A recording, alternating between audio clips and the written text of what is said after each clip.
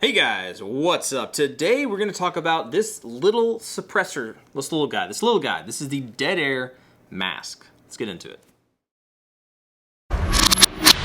Alright, so Dead Air's offering for 223, not 223, 22, right? The rimfire suppressor from almost said another company, from Dead Air. Wow, I should restart this, but I'm not going to. We're going to roll with this. Let's talk about some specs. Basically, reading off the Dead Air's website, basically. I'll throw the specs up there if you want to read along with me, or screenshot, whatever. Go to their website. I think it's deadair.com or something like that. Let's read off the specs real quick. We'll talk about what comes in the box. We'll jump into the review, all right? So the specs, this is the Dead Air Mask. It is rated for 22 long, 22 magnum, 17 HMR, 17 WSM, and 5.7 by 28. Energy rating is 850 foot-pounds. Bore diameter is 22 caliber. Length 5.1 inches. Diameter 1.07 inches. Weight is 6.6 ounces. Material is 17.4 stainless steel baffles.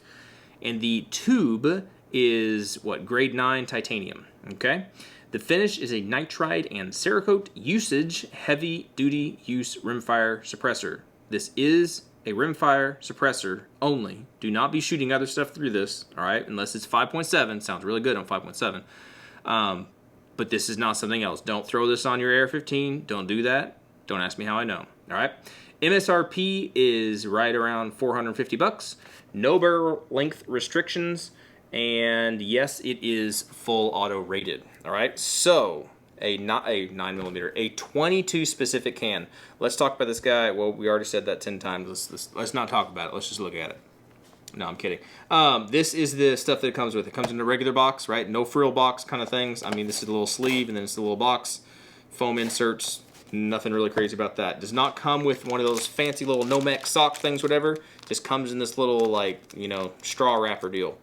It's fine. I really don't. Doesn't bother me. You get your user manual. Read this thing because it's going to talk about how to put it on, take it off, how to take it apart, just orientation of the different baffles and stuff. It give you some information. It's a good thing to read your owner's manual when you get stuff like this. Okay, you get a front cap removal tool. This is the same one that you can use on the Odessa and the same one that you can use on the Dead Air Ghost, right? So same tool. It's kind of nice. It also did come with the little cigar wrapper thingy, right? Because this is about the size of a cigar, right? But it comes with that little wrapper on there, or not on it. It comes with it in the box. I really don't know what you would use this for. They should just put it on because I don't know. It is what it is. It is what it is. Let's go ahead and take this guy apart. And I'm gonna warn you. I don't clean my suppressors very much at all, so this is gonna be dirty. It's gonna be stinking dirty. But you take your front cap off. Wow, look at that nasty crud in there. Take your front cap off. You should be able to push out, use one of my pins here, the baffle stack. It should pretty much fall out, but this guy is really dirty. And we're gonna go ahead and take off the HAPA 28 mount in the back. Set that guy aside, and then in here, he probably, did he come out? Huh. Yeah, it did come out. Okay, so the whole thing came apart. Wow, yeah, because it's so nasty dirty. Wow. Yeah, I'm going to get lead poisoning here in a second. Should be wearing gloves. But here's your tube, right? This is your serialized part. This is your titanium, super lightweight. This thing weighs like nothing, okay? But that's your tube. Then you have your HAPA 28 mount, right? Because this is the only mount that they have for this thing. They don't have any other mounts because this is a 22 can, all right? You're not going to get 5/8 by 24 mounts. There's no reason to get a booster. 22s really don't need boosters. So that's nice. It kind of comes as is. It has everything it needs. Front cap removal tool. Basically, and we're just going to kind of show this best we can on camera here without getting too crazy. You have your first baffle, which is just an empty, basically a blast baffle. This second one, this is going to be super nasty. I regret this already. Haven't even done it. The second one here, and this is super dirty. Okay, second one has this weird little cutout here, and I believe that is one of the main things that adds to this thing having a very low first round pop. It's almost non-existent. It sounds very, very good. And then all these other baffles are the same. I'm not going to bore you. All these other baffles are the same until you get to the very end. If I can get it to separate. All right, so you have, let me put this guy back on. And now it's all gonna fall apart on me. Here we go. All right, these guys clip together. You see this, how it's got this little nubbin that sticks out? Those should all line up and it basically locks in, okay? So we're gonna put those here. This is our front, and here we go. Now let's talk about it real quick. Man, I need to stop saying that. You have your mount, right? You have your tube. You have your blast shield, whatever you wanna call that. Your first baffle is a full-size baffle, but then it has this weird little conical, not conical, this steering wheel looking thing, right? Then all the other baffles, 1, 2, 3, 4, 5, 6, they're all the same. No difference. You can interchange them, mix them up, not gonna make any difference. You should clean it. Don't do what I didn't do. I didn't clean it. Your last baffle is another one of those steering wheel looking ones, but you see how he's a little different? There's really no way to accidentally get these things mixed up, but that's the last baffle in the stack, right? That's all held together with duct tape. No, it's all held together with the 22 caliber front cap, right? So putting it back together, let's go ahead and put the mount on. Okay. And then we'll go ahead and just assemble the whole stack. We'll take our whole stack. We'll take the one that goes at the end, whatever you want to call it, the end baffle, right? That's the short little guy with the weird steering wheel looking thing. Make sure he lines up in the little notch. And he should click. There we go, click in place. Then we get the standard full-size baffle with the steering wheel looking dealy on it. Make sure he lines up. Should click, kind of. Well, it'd click if it wasn't so nasty. And then we'll take our blast baffle shield, whatever you want to call that. He goes on. And now, turn this guy upside down. Turn the suppressor upside down. It should kind of go down in here. Before I close all this up, you should be able to note that there are different ridges on here, right? What this does, when this thing gets all sealed up and closed up, it's not perfectly sealed. That should be very obvious by the state of my hands and the dirtiness of everything. But it is much more sealed than it's not, if that makes any sense. Some gas will escape and blow around and stuff, but not a terrible whole bunch. If you clean your can relatively often, just run some solvent through it or something, then it should be fine, right? But the way that this is designed with these little ridges on here is the stack, the baffle stack, does not have full contact with the inside of the tube, right? What that helps is it helps this can not lock up, or it helps the baffles not lock up in the can. You will be able, unless you fire like 10,000 rounds and you don't clean the gun, and in that case, you just need to soak it in something. But if you don't do that and you just, you go to the range, you shoot, maybe you forget after a couple months or whatever, but then you go to clean the can, you should be able to relatively easily push this stack out. Kind of like I did. You saw how dirty this thing is, and I was able to just push the stack out. That's because these knurls kind of help not get just friction lock. Does that make sense? I probably way over explained that, but I'm gonna leave it in there. All right, the front cap, that goes on here. Make sure you don't cross thread stuff. I mean, it is, I don't remember if it's aluminum or if this is stainless steel or what the front cap is made out of, but you don't wanna over tighten it or strip it. You do wanna get it nice and snug though. So let's go ahead and get that on there. Nice and snug, and that's it. Even when it's snug, the front cap does not sit flush with the tube. It's gonna stick out a little bit, and if you think about it, the little knurls in there, right, that line up with the takedown tool, those have to stick up.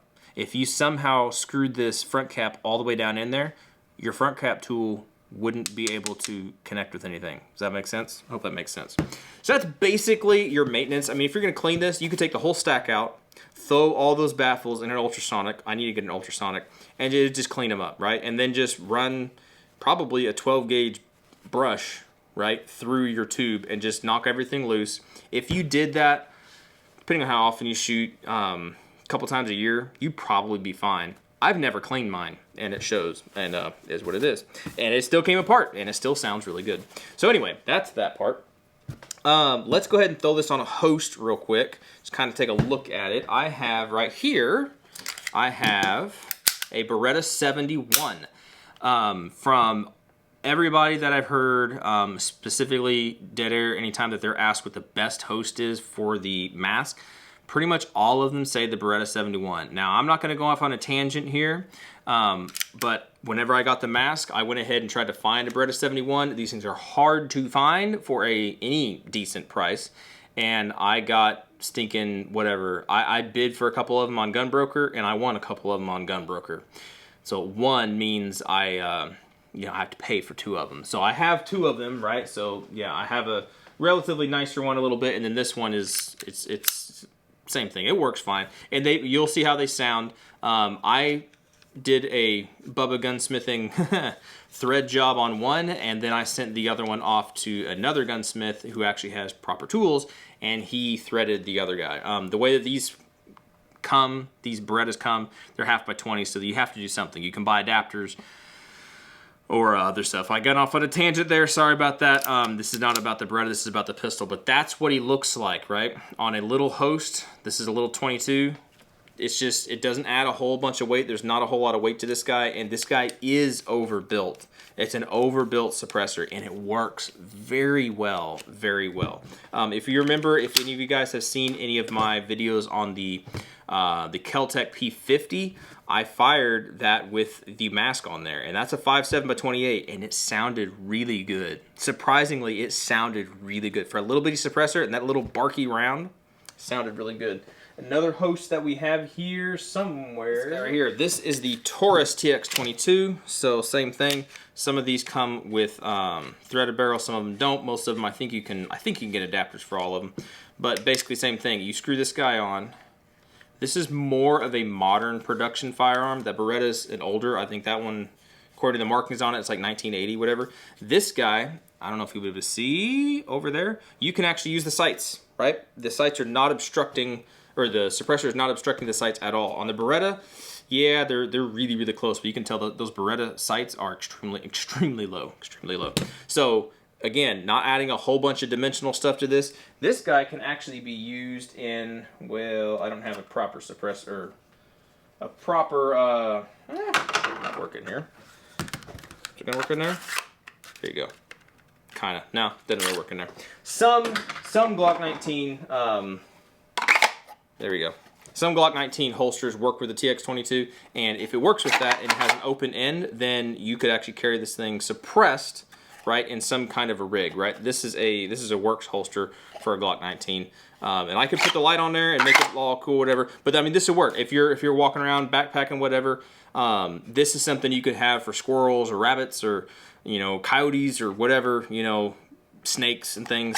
This is an option, something you could do. But it's kind of cool. It's kind of cool that this suppressor does not add a whole bunch of extra dimensional length or width. It's really pretty much the same width as the slide. It's really, really close. It's what, 1.07 inches. It's really, really close.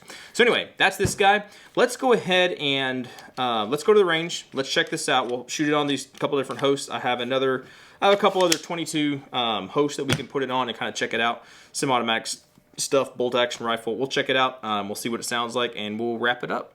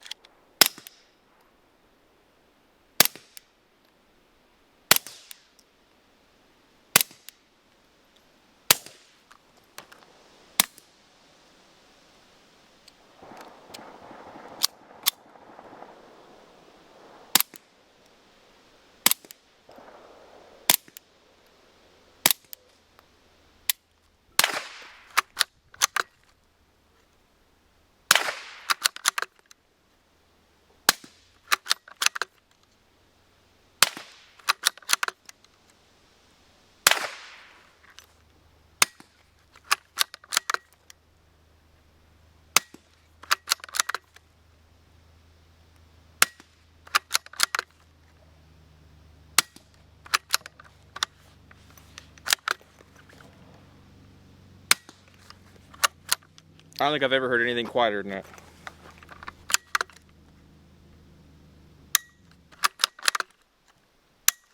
That was his firing pin. All right, I had to do that again. This is 3 subs, 3 supers, wet.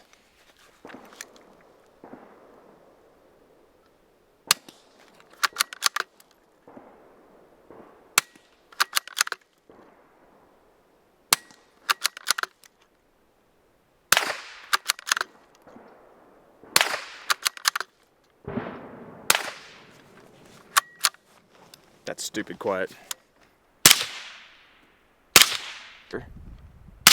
Okay, guys, so that is it. That is the Dead Air Mask. Very much an overbuilt 22 can. Probably one of, in my opinion, and you could call me a fanboy, it's probably one of the best 22 suppressors out there, in my opinion. Now, I have not shot a host of other 22 suppressors out there, right? I've shot some different ones. And yeah, they all have their pros and cons. You can get some of these that are made out of just straight up aluminum, and it's going to be lightweight, right? But then they're going to have different sound qualities to them, right? Some will sound deeper, higher, louder. You can get the Bowers Biddy, which I think is about that big, super small. And yeah, he's going to be smaller. He sure is, but he's going to be louder. Yep, it's gonna be that way. You can get larger suppressors that are going to sound quieter, whatever, but they're obviously larger and probably going to be heavier. Whole host of different things, right? For me personally, this is an awesome, amazing 22 suppressor, right? Specifically 22 long rifle, right? Specifically, that's what I have right now. I've shot it with different calibers, and it sounded, like I said, I shot it with the Kel-Tec P50. It sounded great. Surprisingly sounded really, really good. The owner of that P50 should get one of these, and it's just amazing, I think. Anyway, enough fumbling around my words and just, you know, shouting praises to the suppressor. It is what it is, right? And I would love to hear from you guys if any of you have one of these. Is it that great to you? Or are you like, wow, it's a suppressor and it is what it is, and if I had the chance, I'd go back and get something else. What else would you have got, right? If any of you have ever been on the fence and it was between the Mask and maybe another one, and you went with another one, what was that deciding factor? Did you not like the weight? Maybe was the other one modular or something? I don't know. I'd love to get that information from you guys, all right? And if any of you are looking at a Mask and you want to get one of these and you just want to ask some questions, maybe questions that I didn't answer here, please ask that stuff down below and I will get to your questions as soon as I can. And if anybody else has one of these that reads those questions, chime in, answer away, like spread this knowledge around. 22 suppressors are one of those things that it truly is one of the best sounding suppressors. Not just dead air, but a 22 is one of the best calibers to suppress. Cost-wise, sound-wise, you can make these things really quiet. They're really fun. I mean, you can use these for educational stuff. You got new shooters and people that, you know, are timid and shy, whatever. It takes away a lot of that stress, right? And it allows you to just enjoy shooting, right? It's just, it's a very, very fun experience. If some of you guys have never had that experience, shooting a 22 suppressed is one of those, it's one of those like, aha, like, wow, this is having fun shooting. This is just relaxing. It's not boom and violent and all this stuff. No, it's just relaxing to me, in my personal opinion. That's it, all right? Appreciate you all watching, subscribing, and everything. Hopefully I answered your questions. And if not, ask them below. All right, y'all take care. Hopefully we'll catch you in the next video. See ya.